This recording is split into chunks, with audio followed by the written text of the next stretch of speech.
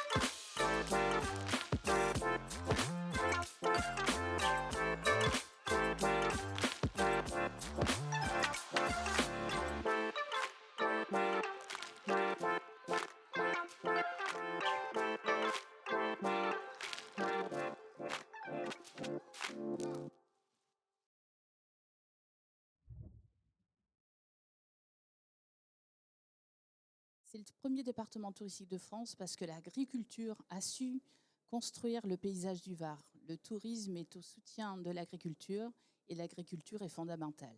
Donc cap sur l'agritourisme, organisé par le président Jean-Louis Masson. Nous avons 6 intervenants sur cette table ronde. Jean-Louis Masson, président du Conseil départemental du Var, à l'initiative de cette table ronde. Guillaume Descartes, vice-président du Conseil départemental du Var, mais aussi président de l'agence de développement touristique Var Tourisme. Valérie Rialan, qui est conseillère départementale et en charge de l'égalité femmes-hommes, mais aussi présidente de la commission au sein du conseil départemental Collège et Éducation. Nous avons également Laurent Boulet, l'État, la préfecture du Var, qui est le directeur de la DDTM, c'est-à-dire de la Direction départementale des territoires et de la mer. Nous avons également Aurélie Bertin, à double titre, à la fois administrateur du comité interprofessionnel des vins de Provence, vice-présidente de ce comité, mais aussi une vraie vigneronne, une femme vigneronne, propriétaire des châteaux Sainte-Roseline aux Arcs, mais aussi propriétaire du château Les Demoiselles à la Motte. Nous avons également Antonella Donadio, chambre de commerce Italie, qui est notre invité international. Donc chacun de ces 6 intervenants, nous allons travailler, échanger, nous allons partager cette expérience à la fois tourisme et agritourisme, mais surtout pour vous communiquer toutes les émotions du Var. Cette table ronde, donc agritourisme pour le Var, l'essentiel est de définir l'agritourisme. Donc c'est véritablement la question numéro 1. Donc je vais demander à Jean-Louis Masson de définir l'agritourisme. Merci. On va peut-être essayer de voir la différence entre le no-tourisme et l'agritourisme. On va dire que le no-tourisme, dans notre département, a anticipé l'agritourisme. Le département du Var, ça a été dit à l'instant, est le premier département touristique de France et ça reste un département agricole de première importance. Et dans l'agriculture, la vigne et le vin représentent 50% de l'activité. Donc c'est vrai que depuis quelques années, on a lancé cette démarche de nos tourismes, c'est-à-dire amener les touristes à visiter les exploitations de vignes et puis effectivement la transformation en vin. Et donc ça a eu un grand succès et ça nous a inclinés à prendre une direction plus ambitieuse, c'est-à-dire l'agritourisme. C'est-à-dire que dépasser le fait de découvrir le tourisme au travers du vin ou de la vigne, mais aller plus loin et découvrir effectivement l'ensemble des productions varoises qui sont riches. J'en fais pas l'inventaire pour pas prendre trop de temps. Et pour cela, on a établi des liens, ce qui explique la présence de Madame Donadio, c'est que de bénéficier de l'expérience de la Toscane, qui est une région italienne qui est au top de l'innovation en termes d'agritourisme, de façon à établir des échanges Et puis, voilà, bénéficier des savoir-faire, des bonnes pratiques de nos amis italiens, notamment en Toscane, et de lancer cette opération importante d'agritourisme dans ce département du Var, avec un avantage, c'est que c'est une activité touristique bien 4 saisons. Ça fonctionne toute l'année, pas forcément l'été. Elle fait découvrir l'ensemble du département du Var, le sud, la partie côtière, mais aussi la partie centrale ou la partie haute de ce département. Donc c'est très lié aussi à la découverte de notre patrimoine, qu'il soit naturel ou qu'il soit historique. Et donc voilà l'intérêt de développer cette activité. Et évidemment, quand cela a été évoqué, Var Tourisme, que préside mon collègue, s'y est impliqué. Les échanges ont été faits et vont s'approfondir. Une charte sera peut-être signée. Et puis, les agriculteurs, les viticulteurs d'abord, mais les agriculteurs aussi, dans le cadre notamment de Destination Var, se sont associés, sont intéressés de faire connaître leur savoir-faire, de présenter l'historique de leurs exploitations, les sites qui souvent sont magnifiques, comme celui de Sainte-Roseline, madame. Et puis, c'est pour l'adresse des agriculteurs. Pour terminer, je rappelle qu'on est au Salon international de l'agriculture. Pour les agriculteurs, pour les viticulteurs, qui sont des agriculteurs aussi, c'est une source aussi de revenus accessoires, de façon à améliorer aussi l'équilibre, évidemment, des exploitations, l'équilibre financier des exploitations. Donc voilà, une bonne nouvelle pour l'image du Var, une bonne nouvelle avec nos relations internationales avec nos amis italiens, une bonne nouvelle pour faire connaître le territoire dans toute sa splendeur et sa diversité, et puis une bonne nouvelle pour les agriculteurs, parce que c'est une source de revenus accessoires, complémentaires, mais pas insignifiante pour nos exploitants. Voilà ce que je peux dire sur l'agritourisme et puis le no-tourisme, et les deux, puisqu'ils sont évidemment pleinement associés. Merci beaucoup Aurélie Bertin. Si vous pouvez prendre le micro, s'il vous plaît. Donc justement, dans la question agritourisme et no-tourisme, principalement le no-tourisme, y compris dans l'agritourisme, mais vous représentez le no-tourisme. Donc qu'est-ce que c'est pour vous le no-tourisme ? Alors le no-tourisme, c'est faire vivre une expérience à nos visiteurs, plus ou moins longue, afin de faire la promotion de nos vins. Cette expérience en immersion, ça permet de promouvoir nos vins, mais aussi notre savoir-faire, de mettre en avant nos exploitations, notre patrimoine culturel, architectural, notre histoire.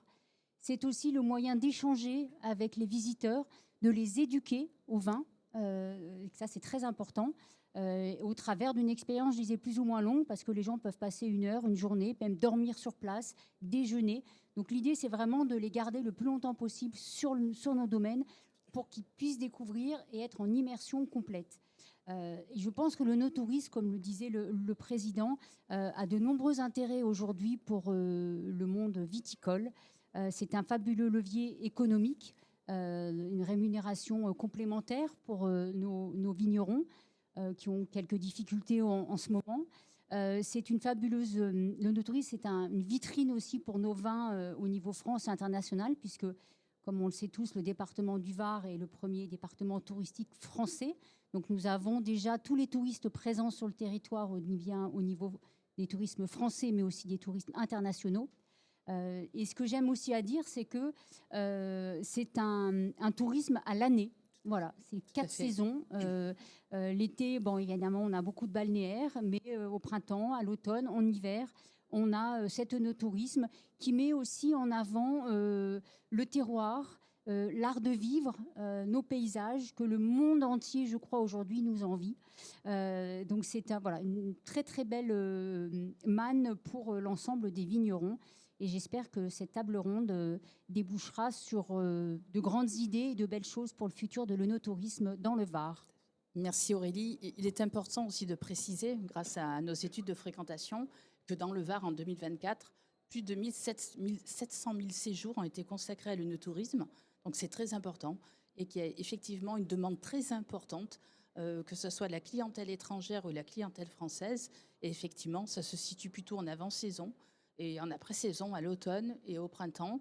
Et vous dites souvent, puisqu'on se connaît bien, on a beaucoup de réunions ensemble, tous les 6, c'est que c'est important pour le département du Var, qui est le premier département touristique, les personnes qui sont déjà présentes, de leur faire découvrir le Var. Alors justement, Guillaume Descartes, vous êtes président de Var Tourisme, en même temps vous avez des délégations agriculture au sein d'Estérel Côte d'Azur, votre territoire. Quelle est pour vous la définition de l'agritourisme? Quel est l'enjeu de l'agritourisme pour le Var? Le Var est déjà une terre agricole et c'est son ADN. C'est surtout un patrimoine viticole exceptionnel que nous avons sur l'ensemble du département, mais c'est aussi une façon de faire connaître un Var inattendu. Nous connaissons notre Var du littoral, notre Var du bord des mers, mais nous ne connaissons pas assez notre Var des terres. Et aujourd'hui, c'est tout l'enjeu de pouvoir faire découvrir ce Var des terres, cette diversification qu'il peut avoir sur l'ensemble de ces territoires et cette complémentarité que nous avons sur l'ensemble de ces territoires.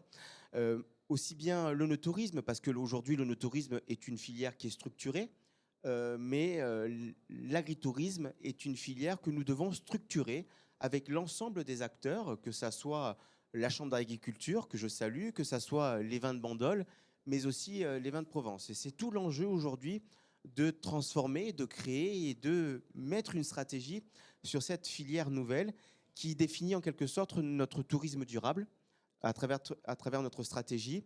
Deux piliers, un pilier autour de l'agritourisme et de l'onotourisme et un autre pilier qui est tourné sur les activités de pleine nature.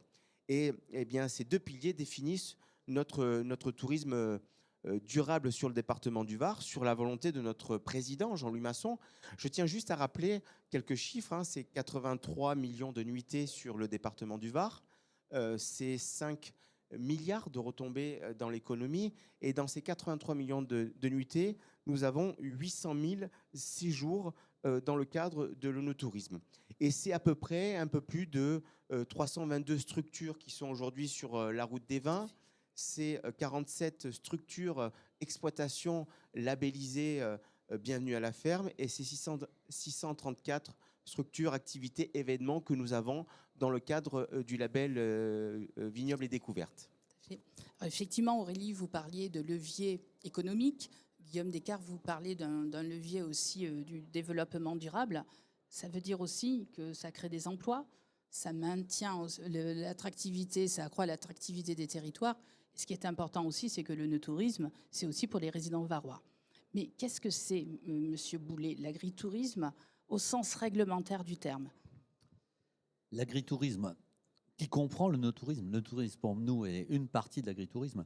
C'est une activité complémentaire à une activité agricole. Le président du conseil départemental a bien insisté sur l'importance de l'agriculture dans le département.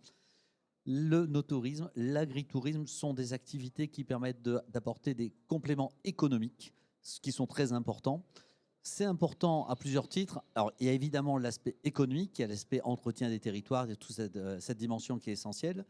Pour l'État, il y a aussi la préservation du patrimoine agricole, d'où l'importance de travailler de concert avec le conseil départemental, de travailler avec Var Tourisme pour une bonne appréhension de ces sujets, de le faire intelligemment pour qu'il y ait effectivement un développement de l'agritourisme équilibré et que nous mènerons ensemble. Il est important que l'activité économique agricole soit principale. Il est hors de question que ce soit une activité accessoire. Oui. Mais cette dimension, cet équilibre, nous devons le travailler ensemble, en bonne intelligence, comme nous le faisons déjà actuellement. Tout à fait. Et merci beaucoup, Laurent Boulet. Donc, nous avons une question numéro 3 qui est totalement dédiée à l'évolution de la réglementation. Valérie Rialan, donc vous êtes en charge de la mission Femmes-Hommes, égalité, mais surtout, ce qui nous intéresse aujourd'hui, c'est toute la partie éducation et collège, puisque le département du Var, les collectivités ont une compétence prioritaire sur l'éducation. C'est important, la transmission des savoir-faire, mais c'est aussi, dès le plus jeune âge, de travailler sur les circuits courts, les produits du terroir. Quelle est votre mission exacte? Alors, ma mission, bien évidemment, c'est au niveau des collèges de faire en sorte que les collégiens vivent bien. Donc, au-delà de tout ce qu'ils apprennent, donc ils mangent bien, qu'ils soient bien logés. Donc là, on est plutôt du côté de manger. Donc, on parle des... Là, c'est pas le no-tourisme, c'est vraiment c'est l'agriculture vivrière, quoi. Hein, mais c'est de bien éduquer les jeunes. Mais j'y viens, voilà. C'est lié puisque, en fait, qui dit agriculture qui va se développer et qui permet... c'est très important que les jeunes soient au courant de tout ça. Et je pense qu'il est nécessaire qu'un lien se fasse, parce que souvent, moi, ce que je rencontre comme problème, c'est les difficultés au niveau du maraîchage, de l'agriculture vivrière, d'avoir un plan économique stable, enfin, c'est-à-dire un plan économique viable. Tout à fait. Et je crois que le no-tourisme, c'est quand même l'activité qui, dans le département, est viable. Absolument. On Qui est le majeure. voit. Voilà, qui permet de faire vivre. Donc, moi, j'ai un peu un rêve, si on peut le dire, c'est que justement, il y ait une certaine diversification pour que finalement, le no-tourisme et l'agritourisme se rejoignent pour à la fois faire vivre les exploitations, mais aussi sur un autre plan. Alors, on ne voit pas tout à fait le rapport directement, certainement, mais si l'agritourisme, le no-tourisme fait vivre les exploitations, moi, ça me permet d'acheter, de nourrir mes collégiens, en fait, à bon prix. Tout à fait. Voilà, c'est un peu le point essentiel de mon propos. Et de dire que finalement, tout se rejoint. Tout à fait. Si l'agritourisme, le no-tourisme arrive à vivre, on arrive à faire une agriculture vivrière qui tient la route. Merci beaucoup Valérie. Bon, effectivement, le tourisme a cette particularité d'être transversal sur tous les secteurs de l'activité. C'est donc les résidents, c'est aussi les enfants, mais c'est surtout aussi de pouvoir mieux connaître les circuits courts. On est totalement dans la stratégie de développement durable dont parlait le président Guillaume Descartes. Donc on est vraiment en phase avec toutes les valeurs aussi et l'ADN du département du Var. Alors notre invité international, Antonella, en Italie, ça se passe comment l'agritourisme ou comment vous voyez l'agritourisme? Alors, en Italie, déjà, l'agritourisme, il a été normé en 2006. Et comme il a été déjà dit, c'est une forme de diversification de l'activité agricole qui permet aux agriculteurs de pouvoir faire des activités de restauration, d'hébergement, mais aussi des expériences qui sont liées à la vie agricole, à la vie rurale, comme l'oléotourisme, l'énotourisme. C'est ce qu'on a vu lors de notre mission en Toscane. Donc, tout ce qui était, bien sûr, découverte, dégustation de vin, projets éducatifs, récréatifs. Donc, je rejoins ce que Valérie vient de dire. Donc, c'est une activité qui doit quand même rester complémentaire à l'activité agricole principale. Elle donne quand même la possibilité en complément donc, de revenus aux agriculteurs. Ça permet aussi d'avoir des liens directs entre les visiteurs et les agriculteurs, ce qui est bien, et aussi de pouvoir contribuer au développement économique des zones rurales, donc, parce que là, c'est ça qu'on veut mettre en valeur. Donc, je ferai un focus sur la belle Toscane avec la dernière question que vous allez me poser. Voilà. Tout à fait, merci Antonella. Donc l'agritourisme, c'est aussi pour le tourisme, c'est l'attractivité des territoires, mais c'est aussi la vie quotidienne. Voilà. On va passer à la question numéro 2. Bon, les questions. Quels sont les atouts du Var pour l'agritourisme? En quoi le Var se positionne-t-il comme la première destination agritouristique de France? On est le premier département touristique, donc pourquoi pas l'être aussi au titre de la destination agritouristique? Parce qu'effectivement, on a la team de rêve là, de l'agritourisme du Var, puisqu'on a toutes les parties prenantes. Donc, je vais passer la parole au président du tourisme, Guillaume Descartes. Oui, déjà, c'est un département qui est authentique et qui est préservé. Deuxième département le plus boisé, on l'a dit, des terres agricoles. Aujourd'hui, nous avons un potentiel extraordinaire sur le département pour pouvoir la structurer. L'objectif, c'est de pouvoir rassembler l'ensemble des forces vives de notre département pour pouvoir aller beaucoup plus loin, d'une part sur ce diagnostic et d'autre part pour établir la stratégie qui est nécessaire pour pouvoir développer notre no-tourisme et notre agritourisme sur le département. C'est pour cela que nous nous rassemblons, que nous nous mobilisons pour pouvoir aller beaucoup plus loin avec les services de l'État. Et je crois qu'aujourd'hui, c'est ce message de tirer droit qui nous permet d'aller beaucoup plus loin. Dans cette stratégie, c'est de faire vivre le Var du 1er janvier au 31 décembre et cette attractivité en quelque sorte que nous recherchons sur le département. Vous savez qu'aujourd'hui, nous ne travaillons plus sur notre saison estivale, mais que nous sommes là pour travailler sur les autres périodes de l'année pour pouvoir attirer un tourisme qui soit aussi bien varois, parce que c'est le Var-au-Varois, régional, national ou international, sur notre destination. Donc tout l'objectif, c'est de rassembler les forces. Il ne faut pas oublier que d'ici 2027, le poids économique de l'agritourisme dans le monde pèsera 63 milliards de dollars contre 42 en 2019. Donc c'est dire qu'aujourd'hui, il y a aussi une attente, il y a aussi l'authenticité que le public recherche et peut-être cette connexion que nous avons besoin. Et la connexion, nous l'avons dans sa totalité sur notre destination. Absolument, merci beaucoup. Je crois que le Var aussi va avoir 100% de territoire en vignoble et découverte. Vous pouvez nous en dire quelques mots, peut-être, Guillaume Descartes? Oui, c'est toute une démarche que nous avons menée avec l'ensemble des territoires, avec les vins de Provence, pour pouvoir être labellisés vignoble et découverte. Ce label nous permet d'être reconnus sur la scène nationale. C'est une authentification essentielle pour le public, puis c'est aussi une marque de fabrique que nous avons sur les territoires. Et c'est ce que nous avons fait depuis maintenant 3 ans, à vouloir se structurer pour être reconnus sur la scène nationale à travers ce label. Et je crois que on fait partie des top 5 des départements qui disposent d'un territoire 100% labellisé vignoble et découverte, ce qui est important pour accueillir et organiser des gros événements à hauteur nationale et internationale. Tout à fait. Alors justement, vignoble et découverte, dans le Var, nous avons plusieurs appellations, Aurélie Bertin. Donc vous pouvez nous préciser un petit peu vos actions sur vignoble et découverte.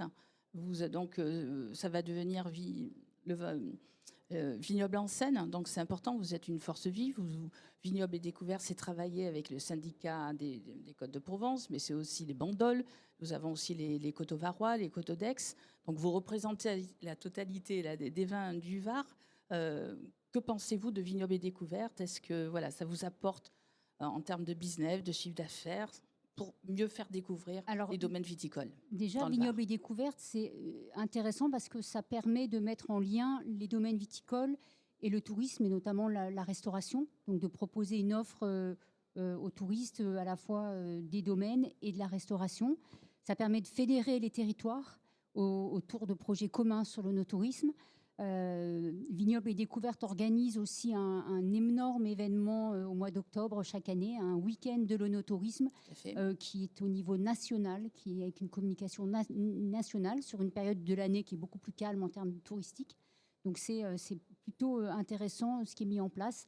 Maintenant, il y a un gros chantier à mettre en œuvre sur Vignoble et découverte pour faire connaître le label. Ça fédère en interne, mais il y a besoin maintenant de mieux communiquer encore sur ce label. Et c'est ce qu'on va, je pense, mettre en œuvre au niveau du CIVP pour mieux faire connaître ce label. Si je peux rajouter une petite chose par rapport à ce que disait Guillaume, je pense que les atouts du Var par rapport à l'onotourisme, c'est son territoire viticole exceptionnel. Ce sont les rosés de Provence qui sont connus aujourd'hui dans le monde entier. On peut dire que la Provence, le Var, et la Provence un peu plus large, est la capitale mondiale du rosé. Il y a un savoir-faire historique. Les gens nous envient dans le monde entier nos rosés. Et puis, on produit, je pense, aujourd'hui les meilleurs rosés au monde. Et pourquoi ça? Parce que aujourd'hui, en Provence et dans le Var, on dédie nos meilleures parcelles pour faire du rosé. On ne fait pas du rosé par défaut. On est engagé à fond dans le rosé. Et puis, au niveau notamment du CIVP, on est très structuré sur le no-tourisme. La mandature donc, du président Pastorino a déterminé le no-tourisme comme un axe stratégique, donc avec des moyens qui vont être mis en œuvre pour renforcer le no-tourisme. Donc voilà. Et puis, je pense aussi, Président, vous n'allez pas me contredire, que le Var, c'est vraiment une terre d'accueil. Historiquement, les gens venaient en vacances dans le Var et les vins étaient vendus uniquement dans nos domaines. On a été habitués à accueillir les gens depuis, je pense, le début des congés payés où les gens sont venus nous voir. Et donc, on a cette chance. Et cette chance aussi, je pense, due à votre travail, le travail de Var Tourisme, d'avoir pu développer le tourisme dans le Var, d'accueillir autant de tourisme. Et aujourd'hui, j'ai envie de dire, pour nous, c'est beaucoup plus facile. Il y a certains territoires en France où ils ont peu de touristes. Ils se lancent dans le no-tourisme, il va falloir qu'ils aillent d'abord chercher les touristes. Tout à fait. Nous, ils sont déjà sur place. Donc, c'est Absolument. vraiment super facile, quoi. Ils sont sur place. Il faut juste maintenant savoir communiquer, proposer une offre intéressante pour que ces touristes viennent chez nous. Tout à Donc, je fait. pense que c'est vraiment un travail en collaboration avec l'ensemble des acteurs du territoire. Tout à fait. Jean-Loup Masson, donc l'agriculture est très importante pour le département du Var. On a dit souvent que l'agriculture a structuré le paysage du Var. On va parler peut-être des filières de l'oliculture. On travaille beaucoup avec la Chambre d'agriculture. Monsieur Sylvain Demarche, je crois, est dans l'assistance. Donc, on a parlé beaucoup du vin. Depuis le mois de juillet, donc, vous avez souhaité, en tant que département du Var, être beaucoup plus en partenariat avec la Chambre d'agriculture. Nous sommes au présent chaque année, depuis une dizaine d'années, au Salon de l'agriculture. Voilà, l'agriculture est importante aussi en dehors du vin, voilà, sur différentes filières. Oui, ce qu'ont dit à la fois Madame Bertin et Monsieur Descartes sont importants. Je me range tout à fait à leurs propos, mais je crois que le département aujourd'hui, le département du Var est un département pilote. Le département doit sa réputation à la mer, au soleil et au sable. Je crois qu'il y a des efforts qui sont marqués depuis ces dernières années pour proposer d'autres activités, qu'elles soient culturelles, qu'elles soient environnementales, le tourisme nature, qu'elles soient effectivement liées à la vie du territoire, en particulier à sa vie agricole. Et aujourd'hui, les touristes recherchent aussi une diversification de l'offre dans le temps et dans les activités. Et l'agritourisme répond à ce besoin de diversification, mais répond aussi à ce qu'on disait, c'est-à-dire à faire découvrir des métiers, à faire découvrir des terroirs, des territoires, une histoire, vous le disiez, madame, et c'est pour ça que développer l'agritourisme, et je parle sous le contrôle de la secrétaire générale de la Chambre de commerce italienne, développer, aller sur le chemin de l'agritourisme, c'est vraiment très novateur pour la France. C'est-à-dire que ce que va réussir le département du Var servira de modèle. Je ne dis pas qu'il n'y a pas des initiatives de ci, de là. Il y en a, par exemple, à Côte d'Or. J'ai eu l'occasion de le constater il y a quelques semaines avec toi, d'ailleurs. Mais nous allons porter un vrai projet. Et donc, c'est important de le faire. Et important, évidemment, de s'inspirer de ce qui réussit dans les pays proches. Et en particulier, je reviens sur les relations qu'on est en train de nouer avec la Toscane, parce que la Toscane est en avance par rapport à tout ce qui peut se faire dans le monde entier. Donc voilà, utiliser les bons savoir-faire, être pilote, être exemplaire. Je crois qu'on sera suivi et que sans doute on fera progresser encore le tourisme dans notre pays, dans notre département, mais même dans notre pays. Avec l'agritourisme, je suis vraiment complètement engagé. Je crois beaucoup à cela et je suis très heureux qu'on prenne cette direction. Je pense qu'on va surprendre sans doute beaucoup le département lui-même et les autres, et on servira de pilote, et peut-être qu'on viendra à notre tour nous consulter, comme nous actuellement on le fait pour la Toscane. Merci beaucoup. C'est d'autant plus important, et je dirais la pression que nous sommes un département littoral, donc premier département touristique. Je le dis souvent parce que c'est pas évident de concilier les exploitations agricoles, agritouristiques, avec les hébergements marchands du tourisme, tels que les hôtels, les résidences de tourisme, ainsi que les campings. Donc c'est vrai que c'est important de pouvoir valoriser tous ces types d'exploitation, d'autant plus qu'à Var Tourisme, on a créé le réseau Destination Le Var. Et ce qui est important pour le Var sur les exploitations à vocation agritouristique, c'est qu'il y a une véritable complémentarité entre les hôtels qui, en général, ont une durée d'ouverture de 6-8 mois. Et donc, justement, les exploitations agritouristiques peuvent prendre le relais au niveau des touristes, parce qu'on parle de tourisme l'année, mais il faut effectivement des commerçants ouverts, il faut des hôtels, des restaurants. Et on a bien vu aussi que toute la partie œnotouristique et agritouristique, ces deux apports, c'est pour faire la liaison avec la question numéro 3, c'est effectivement l'extension au niveau de l'hébergement, mais aussi la partie restauration. Et d'après nos études aussi touristiques, le principal poste de retombée économique sur un chiffre d'affaires sur le territoire, c'est le poste hébergement. D'où l'intérêt effectivement de travailler sur éventuellement une nouvelle réglementation. Question numéro 3. Donc là, on va rentrer dans le vif du sujet, puisqu'on a l'avantage de parler de marketing. On parle aussi de toute la valorisation des filières. Mais est-ce qu'une nouvelle réglementation agritouristique est-elle en cours de développement pour simplifier les démarches. Là, nous allons avoir deux interviews de deux propriétaires de domaines viticoles. Et ensuite, Laurent Boulet, je crois que vous avez déjà visionné ces vidéos, va nous permettre de débattre parce que là, c'est vraiment le sujet le plus important sur la partie réglementation. Le premier domaine, le Fond des Pairs au Bossé.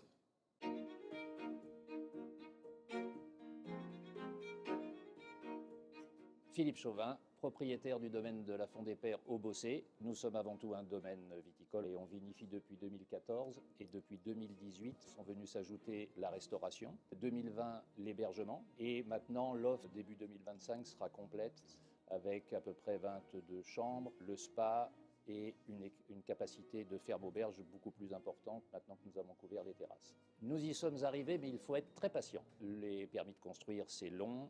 Toutes les autorisations, c'est relativement long. L'hébergement n'est pas très compliqué puisque le gîte est parfaitement adapté à la situation.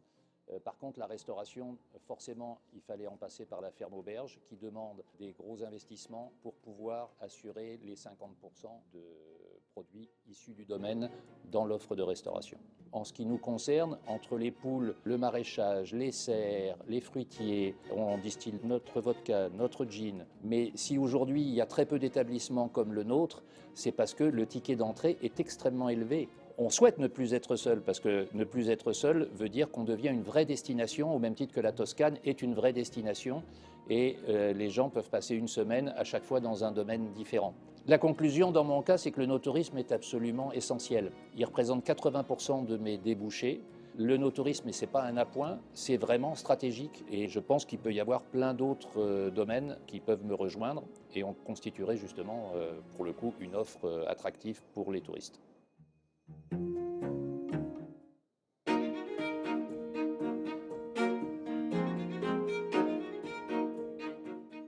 Claire Canol, responsable technique et commerciale du Château Saint-Julien à la Selle, qui est en appellation Coteau-Varois en Provence. Au Château Saint-Julien, on a une activité touristique d'hébergement. Donc on a eu un gros projet il y a quelques années de faire 5 chambres d'hôtes dans les bâtiments existants qu'on avait. Et on a agrandi le projet en faisant une salle de réception pour tous les événements et mariages, anniversaires, etc.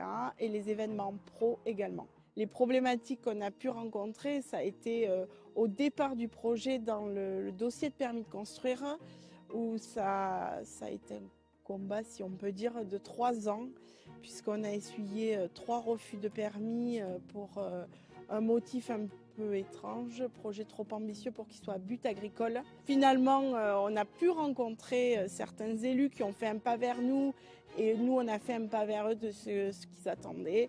Et on a pu, en 2014, avoir un avis favorable sur notre dossier de permis et pouvoir commencer le projet. Donc la deuxième problématique qu'on a pu rencontrer au domaine également, une fois les travaux terminés, c'est des travaux qui ont duré 3 ans. On a une salle qui fait 500 mètres carrés, donc on rentre dans un cahier des charges d'incendie et de sécurité d'une grande surface et on a dû demander une commission de sécurité pour pouvoir exploiter. Et là, on s'est confronté à 5 ans de démarches, de rendez-vous, de réunions pour finalement avoir cet avis favorable sur la commission de sécurité. Alors peut-être qu'à l'époque, on aurait aimé avoir un peu plus d'accompagnement et peut-être un peu d'aide dans la construction des dossiers. Alors aujourd'hui, les mentalités ont changé, les personnes aussi. Donc je pense qu'il y a plus d'accompagnement, plus de prise de conscience de la part des élus qui ont peut-être, si on peut dire, la chance d'avoir des agriculteurs qui ont des projets de no-tourisme, d'agritourisme et qui permettent de mettre en valeur le département. Et ça permet aussi d'avoir un tourisme différent l'été qui rentre dans nos domaines et qui constate notre métier.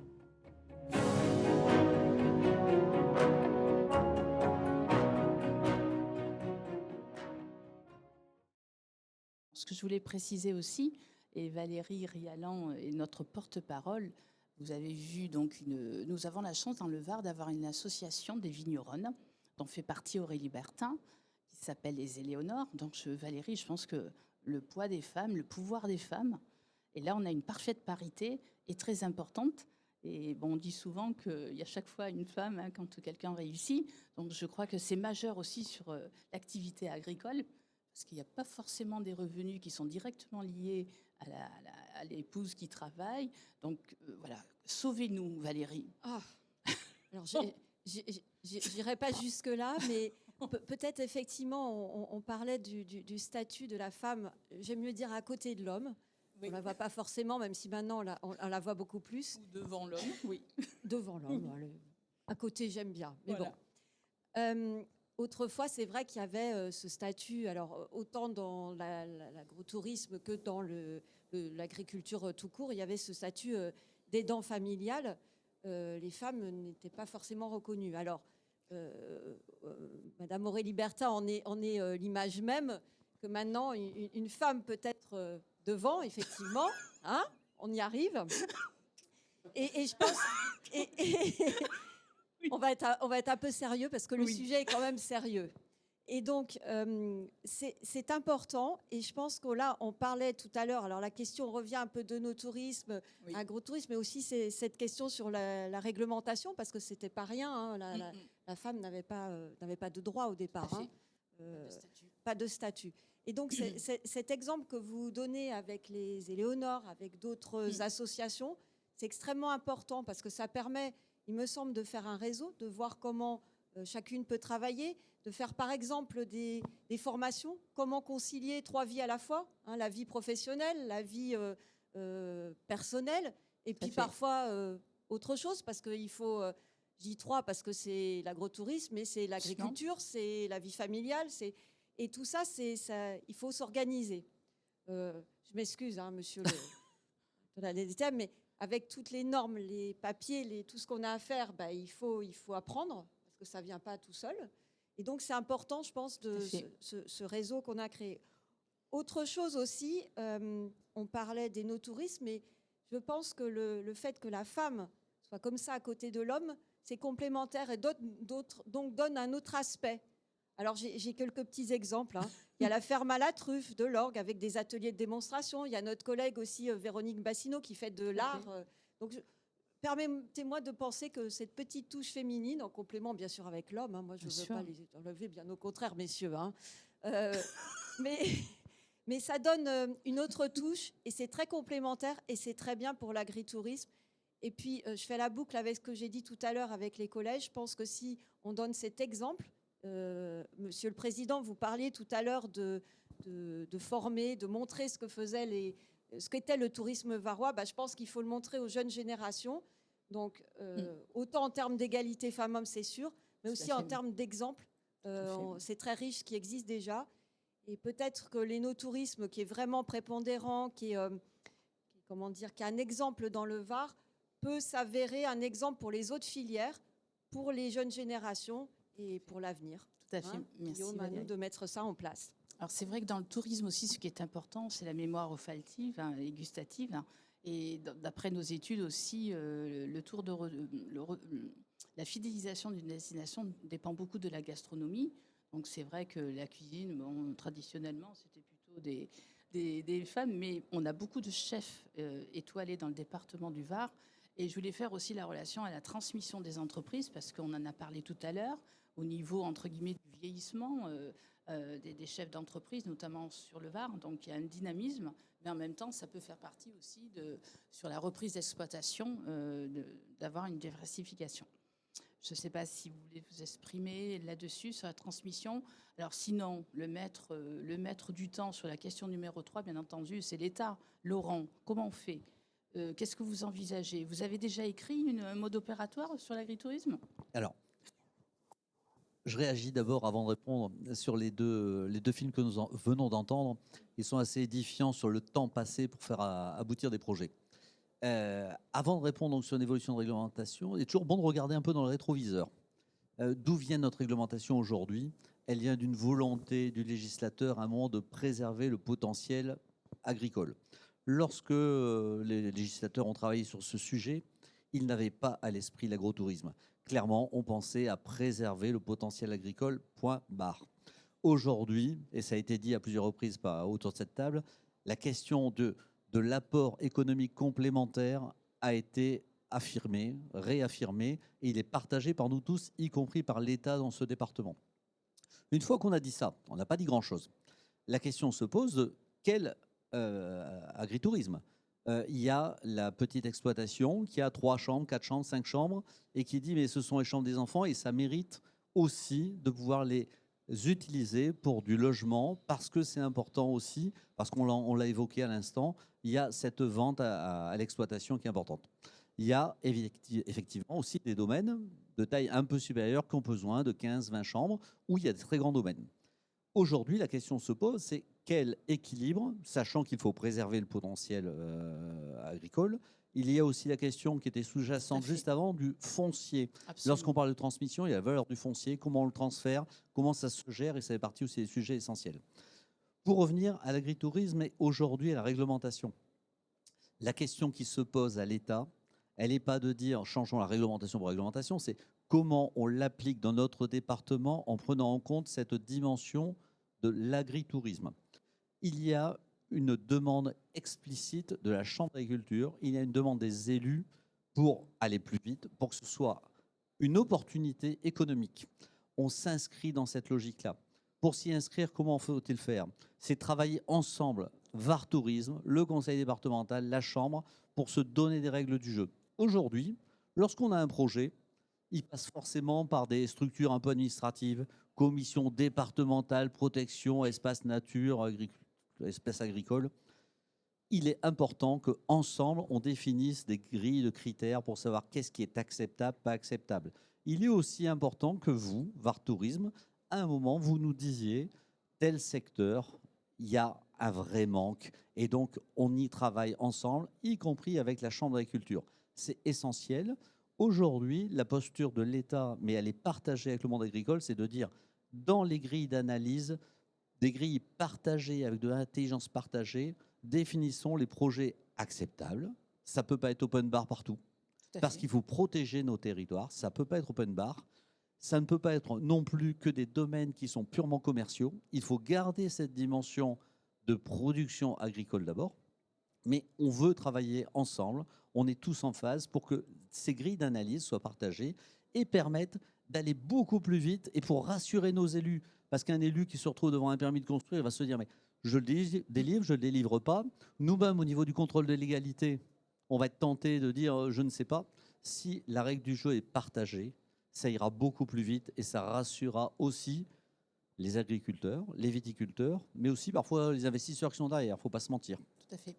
Guillaume Descartes, vous avez créé, sous l'impulsion du président du département, Jean-Loup Masson, un groupe de travail et un comité de pilotage. Vous pouvez nous en dire plus, Guillaume Descartes? Oui, mais avant, je voudrais rajouter quelques points sur les freins. Il y a ce frein que nous connaissons, c'est pour ça que nous travaillons, que nous nous rassemblons. Il y a un frein fiscal qu'il ne faut pas oublier, et nous sommes à la manœuvre et on essaye à chaque fois de rencontrer les ministres, notamment les ministres de l'Agriculture ou du Tourisme, pour modifier cette fiscalité et de permettre aussi au monde agricole de pouvoir défiscaliser des revenus secondaires pour pouvoir les accompagner et aller beaucoup plus loin. Mais il y a aussi un problème de transmission sur un sujet, sur le département du Var, ô combien important quand nous connaissons les grosses exploitations que nous avons ou des grands groupes qui viennent s'installer. Automatiquement, ça a des conséquences sur les transmissions. Et sur ça, il faut être extrêmement attentif, vigilant et être en mesure de pouvoir accompagner, répondre pour pouvoir aussi, c'est comment mettre le curseur sur le département avec des têtes de gondole, hein, avec des gros groupes, des belles maisons, mais c'est aussi comment accompagner des exploitations familiales. Et aujourd'hui, c'est tout l'enjeu de ce rassemblement, de ce comité de pilotage, de rassembler la Chambre d'agriculture, de rassembler l'ensemble des acteurs, la DDTM. C'est aujourd'hui, c'est de définir et d'accompagner des petites structures familiales pour mieux se structurer. Alors, nous avons fait une mission en Toscane grâce à Antonella et la Chambre de commerce d'Italie de France qui nous a organisé une rencontre en Toscane pendant quelques jours et où nous avons vécu pendant 4 jours sur l'agri. Agri-restaurant, agri-familial, agri-tourisme, agri-hébergement. Nous avons fait que de l'agri. Ça nous a permis de nous rendre compte qu'il y avait une possibilité de nous rassembler et de tirer tous ensemble dans la même direction. Et c'est pour ça que nous avons créé ce comité de pilotage et que ce comité de pilotage a vu le jour au mois de décembre au domaine du Bercail à Puget-sur-Argent, et que nous avons travaillé avec l'ensemble des territoires, la DTTM, la Chambre d'agriculture, les vins de Bandol et les vins de Provence pour pouvoir créer ce diagnostic si nécessaire sur notre département. Nous allons signer une convention d'ici quelques jours avec la Chambre d'agriculture pour établir ce diagnostic si important pour savoir exactement la photographie à l'instant T des agriculteurs qui sont dans cette filière-là. Et puis à l'issue de ce diagnostic, c'est de travailler sur des plans d'action, sur de la schématisation, sur de la thématisation, c'est de créer de la thématique à travers l'oliculture, à travers la truffe, à travers la châtaigne, à travers le mimosa. Nous avons quand même 300 hectares de cultivés à Tanneron. Donc c'est de mettre en musique l'ensemble des filières agricoles pour pouvoir dessiner véritablement une filière et une stratégie agritouristique sur le département du Var. Donc si je résume, Guillaume Descartes, un groupe de travail qui fédère l'ensemble des parties prenantes. On va recenser l'offre avec la Chambre d'agriculture. On va rendre lisible cette offre. Et ensuite, donc, on va peut-être créer une charte. Mais concrètement, si j'ai un projet, je ne suis pas un grand domaine du CAC 40, comment je fais ? Comment je fais, Laurent ? Comment je fais, Aurélie ? J'ai un projet de développement, de diversification en restauration, en hébergement. Aurélie, Bertin. C'est un peu là le problème aujourd'hui, en fait. J'ai bien aimé la phrase d'Antonella. 2006, l'agritourisme a été normé en Italie. Et c'est ce qui nous manque aujourd'hui, je pense. Je vais donner une expression un peu vulgaire, mais aujourd'hui, le no-tourisme a le cul un peu entre deux chaises. C'est le tourisme d'un côté, donc c'est du commerce, et de l'autre côté, c'est le no-tourisme. C'est de l'eno, c'est du vin, et c'est de l'agricole. Et donc, aujourd'hui, un vigneron qui veut se lancer dans le no-tourisme, ouvrir un restaurant, ouvrir un hôtel, eh ben, il ne sait pas bien où il doit se renseigner, qui doit aller voir. Souvent, les services disent le contraire. Donc, il y a, je pense, une simplification à avoir. Peut-être créer, je ne sais pas chez qui, la chambre, l'État, c'est la chambre, mais un guichet unique, une porte d'entrée unique pour que le vigneron puisse, il va voir quelqu'un et la personne lui dit, si tu veux faire ça, tu vas avoir cette personne, cette personne, cette personne. Parce qu'aujourd'hui, on est un peu perdu, je pense. Alors, les grands groupes ou les grosses structures, je ne me considère pas comme un grand groupe, mais comme plutôt un domaine familial un peu assez conséquent, on peut avoir des conseillers, on peut se faire aider. Mais le petit vigneron, il n'a pas le temps, il n'a pas les moyens. Et donc, du coup, il n'y va pas parce que c'est trop compliqué. Tout à fait. Donc, voilà, ça, je pense que c'est important. Et puis, il faut, ce que vous disiez à juste titre, former nos élus. Parce que souvent, nos élus, les maires qui vont signer les permis ou les communautés d'agglomération ne connaissent pas ce statut. Tout à fait. Normé, ça veut dire qu'il y a un statut particulier pour le no-tourisme. Et comme il y a une méconnaissance, souvent, c'est plus facile, on dit non, parce qu'on a peur de se tromper. Donc ça, c'est un point qui est important. Et c'est des process qui sont longs. Donc moi, je suis ravie si on peut tous travailler ensemble pour réussir à faire avancer les choses, parce qu'aujourd'hui, c'est une fabuleuse manne, ce que j'aime dire, pour les vignerons. Mais il faut un peu faire le choc des simplifications pour aider l'ensemble de la profession. Tout à fait. Donc, ce n'est pas forcément simple, parce qu'après, je vous passe la parole, Laurent Boulet. Non, effectivement, je veux dire, déjà, on ne sait pas à qui s'adresser. Ça, c'est le point de vue des professionnels. En même temps, si on a un projet, il faut qu'on ait une avance de trésorerie, parce que les procédures sont plus ou moins longues. Donc, Laurent Boulet, je crois qu'on peut distinguer. Il y a deux situations. Lorsqu'il faut modifier le permis de construire, le PLU, dites-nous exactement ce qui est simple et ce qui l'est moins. Est-ce que vous allez simplifier, Laurent ? Alors, deux entrées différentes. Voilà. La première question, c'était à qui s'adresser ?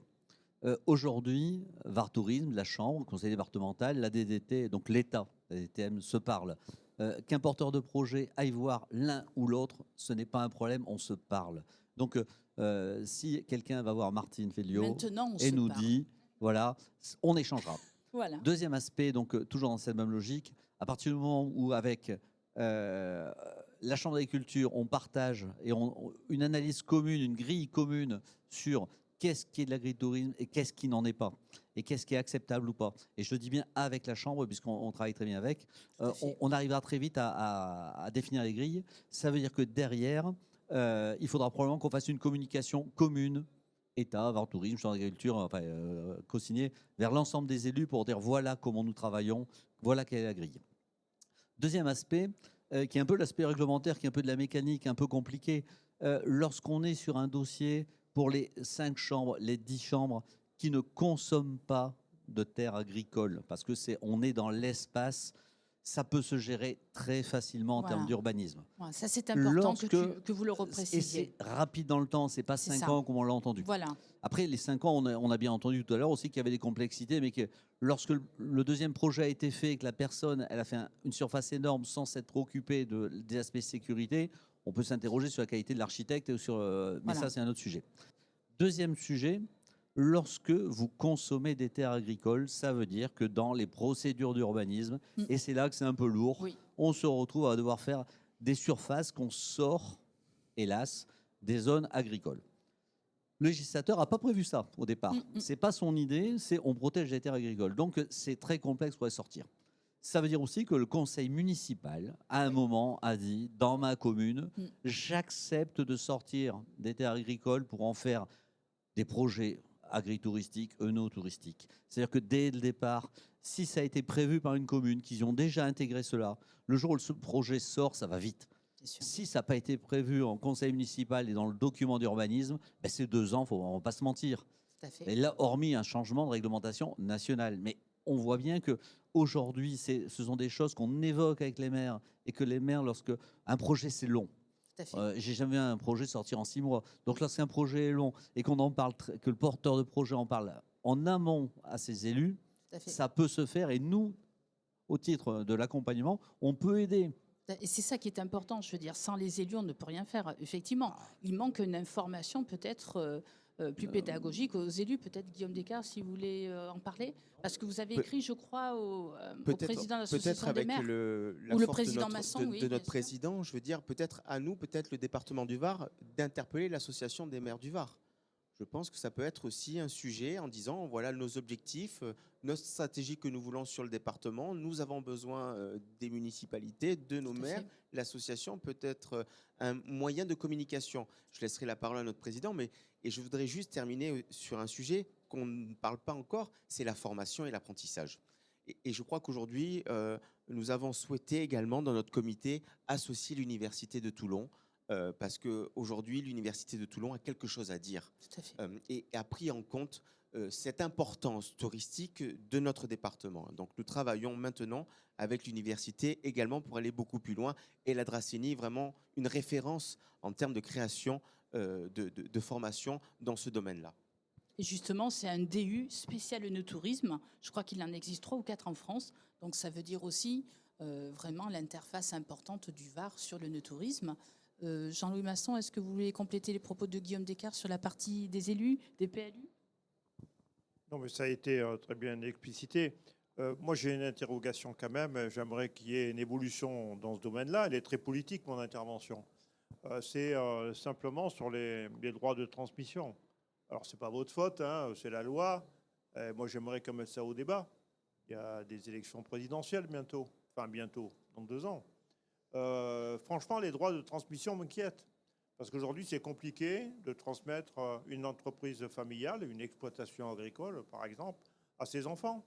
Parce que les frais à payer sont parfois très élevés. Et soit il faut s'endetter fortement et les équilibres de l'exploitation ne permettent peut-être pas. Soit il faut se sacrifier, soit il faut vendre.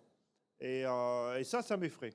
Et effectivement, je crois que c'est Guillaume Descartes qui a soulevé la question de dire aujourd'hui, il y a des groupes qui achètent les propriétés et on finit par industrialiser l'agriculture. Ce n'est pas ce que je souhaite. Je crois que les savoir-faire de famille, la passion qu'on peut avoir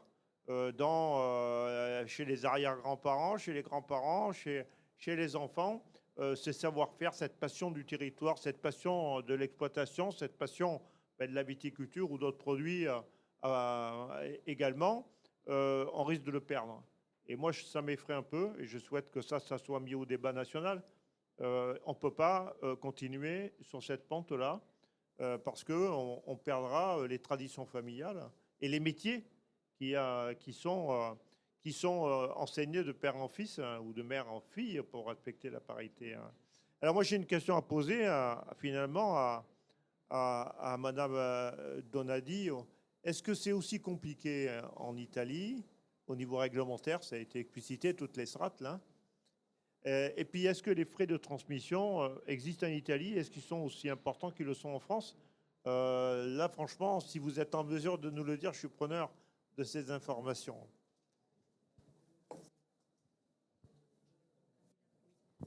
Effectivement, la question 4 est réservée à l'Italie. Donc tout à l'heure, dans 3 minutes, on va se transporter en Italie avec une vidéo. Donc, en tout cas, je pense que c'est très positif au niveau de toute façon sur les dialogues. Et la réglementation, ça va passer par une déclinaison d'un groupe de travail dédié, donc à créer Jean-Louis Masson et Guillaume Descartes et toutes les parties prenantes, parce qu'on ne peut pas traiter tout dans cette instance de table ronde. Aurélie Bertin, peut-être reprendre la parole là-dessus, sur la partie guichet unique, on verra plus tard. Vous avez évoqué la totalité des sujets sur l'agritourisme. Oui, je pense qu'il y a un groupe de travail, il y a un groupe de travail qui va être mis en place. Donc je pense que ça, si on arrive et on a vu lors du premier groupe de réunir tous les acteurs autour de la table et qu'on est tous conscients et volontaires et on va tous dans le même sens, je pense qu'on va y arriver. Mais je suis d'accord, les frais de succession, c'est un souci, même s'il y a quand même pas mal de pare-feu avec les packs du Treil, il y a beaucoup de choses. Mais les grands groupes arrivent, c'est parce que les vignerons ne peuvent plus transmettre, ça coûte trop cher, ou les frères ne peuvent pas racheter la part de l'autre frère. C'est ce qui s'est passé dans les grands groupes avec les domaines qui sont vendus là, dans ces grands groupes. Et malheureusement, ça va s'accélérer. Tout à fait. Avec la crise économique dans le monde du vin, ça va s'accélérer. Alors, grâce à Eric Pastorino, je ne sais pas s'il est là parce qu'il avait une autre réunion, grâce au syndicat des Côtes de Provence et le comité des Côtes de Provence, il y a vraiment des juristes de haut volet.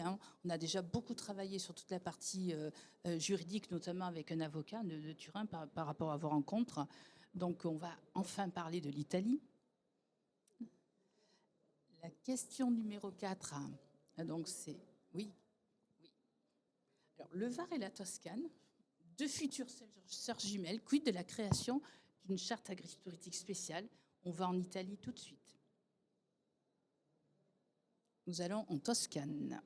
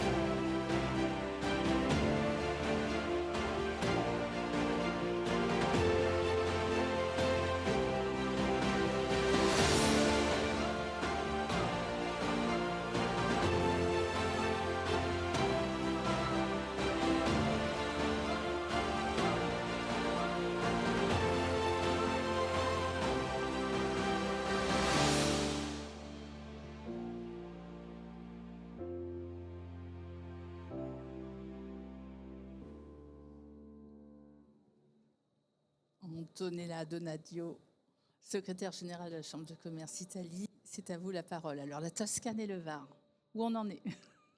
Bonne année. Alors d'abord, je vais épater Aurélie Bertrand parce que la Toscane, elle a normé l'agritourisme avant la législation nationale. Donc ça veut dire que la Toscane, c'est en 2003 qu'elle a sorti la loi régionale sur la discipline des activités agritouristiques. Donc même si les deux définitions au niveau des principes de base sont pratiquement égales, elles se reflètent, mais la Toscane a mis beaucoup l'accent sur la partie durabilité, sur la préservation du paysage. La première visite que nous avons faite en Toscane, c'était le Parco Regionale della Maremma. Et donc ça, c'est vraiment ce que le département, la direction agriculture et rurale de la région Toscane nous a raconté et nous a indiqué. Donc nous, on a mis l'accent en Toscane sur la durabilité, sur la préservation des cultures, sur la préservation des produits typiques de l'exploitation agricole qui peuvent être complétés avec d'autres produits qui doivent être régionaux. Donc la vice-présidente de la région Toscane, Saccardi, que nous avons rencontrée pendant cette mission, elle a parlé justement d'agritourisme comme, et je cite, le modèle clé pour la durabilité et la préservation du patrimoine agricole et immobilier. Parce qu'en Toscane, il y avait des vieilles villas qui ont été restaurées pour permettre justement de créer des agritourismes. Sinon, ces villas, elles auraient été parties en ruine. Donc ça, c'est un élément important. Et donc, c'est vraiment la préservation de ce patrimoine immobilier, de ces structures qui n'auraient jamais pu être utilisées. En Toscane, il y a environ 5600 structures agritouristiques actives en ce moment. Et ça représente le 21% du chiffre au niveau national. Pour répondre au président Masson, la norme régionale, elle a simplifié beaucoup les démarches. Donc c'est pour ça, et ça, elle nous a été bien expliqué par la vice-présidente Saccardi, ils ont des demandes de plus en plus importantes qui sont en train de bien recadrer avec une charte qui nous a été justement envoyée, que nous sommes en train d'étudier dans le cadre du comité de pilotage. Et les droits de transmission, à ma connaissance, ne sont pas si élevés en Italie qu'en France. Parce qu'en Italie, il y a beaucoup d'exploitations agricoles qui sont transmises de père en fils. Il y a ce côté familial, donc il papa qui transmet al figlio. Donc c'est pour ça que ce sont les deux choses importantes qu'on doit prendre en considération, comme vous dites, que l'État doit prendre en considération. Donc, on vient de le répéter. Et le rôle de l'agritourisme en Toscane, c'est ce qu'on a vu, va au-delà de du simple complément économique, de revenus pour les agriculteurs. Parce que cela a permis, par exemple, d'avoir des expériences uniques liées à la valorisation des cultures, de l'oléotourisme, de l'énotourisme et de la préservation aussi de l'environnement. Et ça a permis, comme la vice-présidente Saccardi nous a dit, d'avoir une sorte d'alternative au surtourisme. Donc les touristes, les visiteurs, ils sont très friands d'aller en Toscane, d'aller dans ces zones rurales, de vivre ces expériences liées aux circuits courts, aux dégustations qui sont facturées. Nous, on était très étonnés quand nous sommes allés dans les structures agritouristiques qui nous ont fait quand même payer. Il y avait une charte pour les dégustations guidées de vin, les dégustations d'huile qui font partie de l'offre agritouristique. La possibilité justement de créer une charte agritouristique VAR inspirée de celle de la Toscane, ça me semble très important. On est en train d'y travailler. Et le VAR, je le dis je ne suis pas chauvin, donc n'a rien à envier à la Toscane. Voilà. Parce que le VAR, je le dis, possède un patrimoine naturel, un patrimoine culturel, un patrimoine gastronomique qui est vraiment très important. Et en plus, vous êtes une terre d'accueil magnifique. Donc moi, j'ai pris 3 points qu'à mon avis, on peut reprendre tous ensemble pendant le comité de pilotage. C'est sûrement grâce à la carte toscane qu'on est en train d'étudier tous ensemble. Il faut encadrer et structurer l'offre agritouristique pour garantir ce qui est une expérience unique et surtout pour valoriser et préserver le patrimoine, le paysage, tout comme on fait en Toscane. Il y a la valorisation des produits locaux. Donc, vous avez tout ce qu'il faut. Hein? Donc, Guillaume l'a dit, l'olio d'oliva, il tartufo, il vino, il miele. Donc, voilà, pour reprendre des produits typiques qu'on a bien, la castagna. Voilà, donc c'est... j'ai une pensée à Colobrière. Donc, c'est voilà, la fête de la châtaigne. On salue Christine Amran, que j'ai eu avant-hier. Voilà, il fico, parce que nous, on s'est rencontrés, président Masson, à la festa del fico à Soliespont. Donc, encore honneur aussi à ce produit. Donc, il faut structurer cette offre gastronomique au sein des agritourismes parce qu'il faut valoriser les produits du terroir, de l'exploitation agricole et aussi la compléter avec d'autres qui sont autour justement de l'exploitation. Ce qu'on a vu en Toscane quand nous avons visité la Fattoria di Maiano le dernier jour, c'est ce qu'il faisait. Et troisième point, c'est assurer un tourisme durable. Donc, c'est le fil conducteur, on l'a vu. Donc, en Toscane, c'est respect de l'environnement, durabilité. Et c'est la même chose qu'il faut faire ici parce que les hébergements doivent être intégrés dans l'environnement rural. Et s'il y a des rénovations à faire, comme a dit la vice-présidente Saccard, il faut le faire dans le respect du paysage, le paysage naturel. Donc, moi, je suis à votre disposition parce que ça me plaît beaucoup de voir ce joli département qui me rappelle beaucoup ma belle Italie. Donc, je suis toujours très émue quand je parle de ça, c'est vrai. Et de favoriser l'attractivité de votre territoire qui n'a rien à envier à une très belle région italienne. Grazie mille. Merci beaucoup, Antonella. En revanche, nous, ce qui nous a frappé sur la mission, c'est l'hospitalité, c'est l'accueil. Parce que nous avons considéré, il y a une complémentarité. Quand on était à la fromagerie, on avait aussi la viande. Donc ça, c'est très important. L'huile d'olive, le vin, voilà. C'était le panier des produits. On avait l'impression d'être dans un village. Et justement, Guillaume Descartes voulait développer une charte d'hospitalité, peut-être dans le Var. Oui, exactement.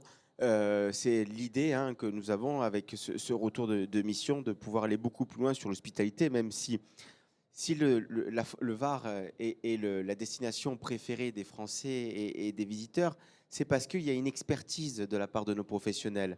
Et nos professionnels sont des experts d'accueil. Mais il est toujours important de pouvoir aller beaucoup plus loin sur l'hospitalité et de pouvoir travailler tous ensemble sur une charte d'hospitalité, un engagement donnant-donnant entre le client que nous pouvons recevoir et nos professionnels qui ont un état d'esprit si important sur notre département. Merci beaucoup, Jean-Luc Masson. Après Antonella, vous devez intervenir, je pense. Non, je vais revenir sur ce qu'elle a dit. Le département du Var, c'est le plus beau département de France. C'est ça qu'elle nous a dit dans un très bon français. On la remercie.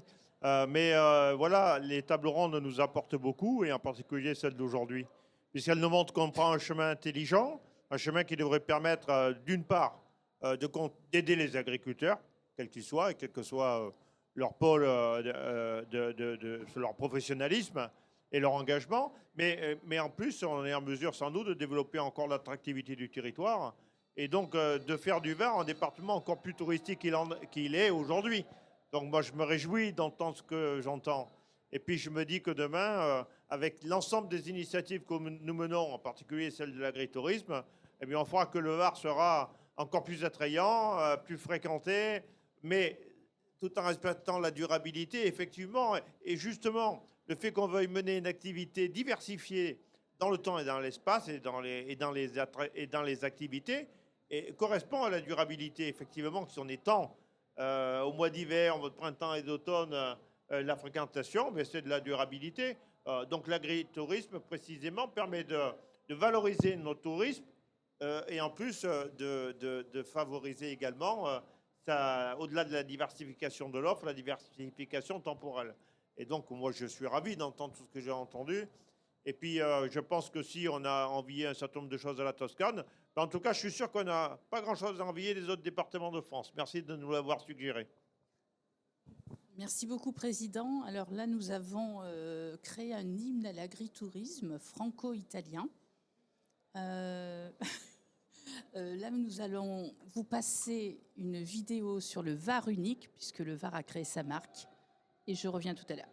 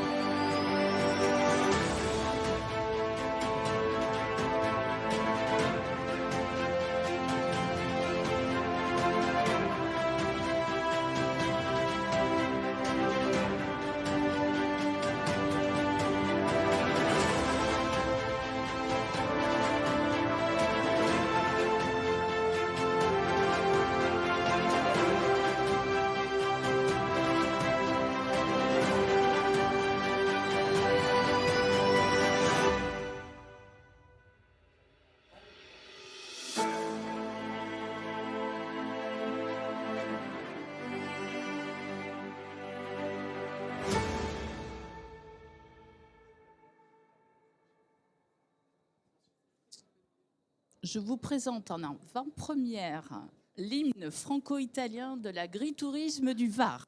C'est parti! Tout se termine en chanson avec les Italiens. On nous a mis au défi, on relève le défi. Vivo per lei da quando sai la prima volta l'ho incontrata. Non mi ricordo come mai mi è entrata dentro, c'è restata. Vivo per lei perché mi la vibrare forte l'anima. Vivo per lei e non un peso. Je vis pour elle depuis toujours, qu'elle me déchire ou qu'elle soit tendre. Elle nous dessine après l'amour un arc-en-ciel dans notre chambre. Et les musiques certains jours, quand notre cœur se fait trop lourd, elle est la seule à pouvoir nous porter secours. È una musa che si invita. Elle vivra toujours en moi. Attraverso un pianoforte la morte è lontana, io vivo per lei. Je vis pour elle jour après jour, quand ses accords à moi se fondent. C'est ma plus belle histoire d'amour, è un pugno che non fa mai male. Vivo per lei, io mi fa girare di città in città, soffrire un po' ma almeno io vivo. Je serai perdue sans elle. Je suis triste et je l'appelle. Vivo per lei. Attraverso la mia voce si espande e amore produce. Vivo per lei nient'altro e quanti altri incontrerò.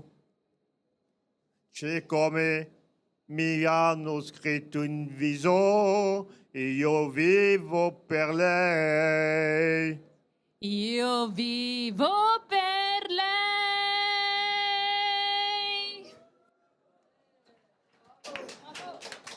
Sopra un palco contro ad un muro, anche in un domani duro, J'existe encore, je sais pourquoi. ogni giorno una conquista. La La protagonista sarà sarà sempre sempre lei. Oh. Merci.